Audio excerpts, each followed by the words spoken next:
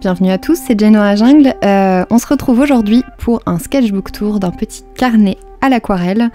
Alors, j'ai réalisé ce carnet à partir d'un bloc de feuilles de 300 grammes au mètre carré pressé à froid.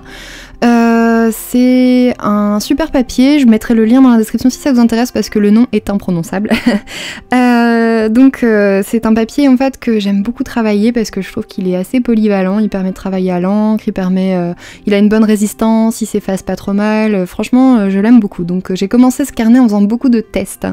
D'ailleurs je regrette un petit peu, maintenant je pense que c'est une astuce que je garderai pour les prochains que j'ai vus en ligne, c'est de garder quelques feuilles en fait de ces blocs pour justement en fait faire ces tests de papier, ces tests d'aquarelle, ces tests de couleur, ces tests de résistance, je sais pas moi par exemple à l'encre ou des choses comme ça, et ensuite en fait simplement travailler sur des pièces un petit peu plus terminées, un petit peu plus travaillées en fait à l'intérieur même du carnet.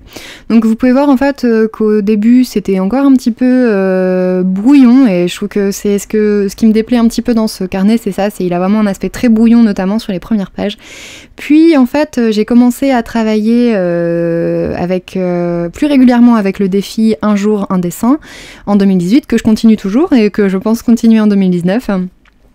Donc en fait ça m'a fait beaucoup progresser, notamment sur la taille et la rapidité d'exécution et tout simplement en fait le fait de pouvoir faire des pièces qui sont un petit peu plus travaillées rapidement. Donc j'ai commencé en fait à gagner un petit peu en productivité. J'ai également utilisé ce carnet pour faire quelques illustrations pour Simonae, donc là c'est celle que vous voyez là en pleine page, et ensuite j'ai vraiment compris en fait l'intérêt de ce carnet, c'est-à-dire travailler en fait sur de l'expérimentation de palettes restreintes par exemple, ou travailler sur expérimenter de nouvelles palettes, de nouvelles techniques, et en fait ça m'a vraiment permis de comprendre comment ça fonctionnait, et puis de travailler en fait sur des plus grands formats, de les exporter un petit peu sur d'autres aspects, par exemple de travailler avec des séries derrière. Ces illustrations, ça m'a vraiment apporté pas mal de choses, notamment un petit peu plus confiance en moi. J'aime beaucoup ce carnet pour ça, ça m'a vraiment fait réaliser que de dessiner tous les jours, ça me faisait beaucoup progresser.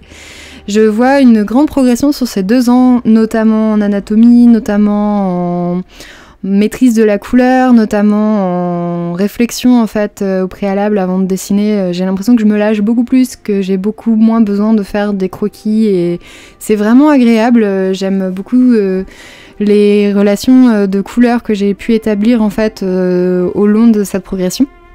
Donc voilà, c'était mon petit sketchbook tour. Je vais vous mettre quelques illustrations tirées du sketchbook à la suite. J'espère que ça vous a plu.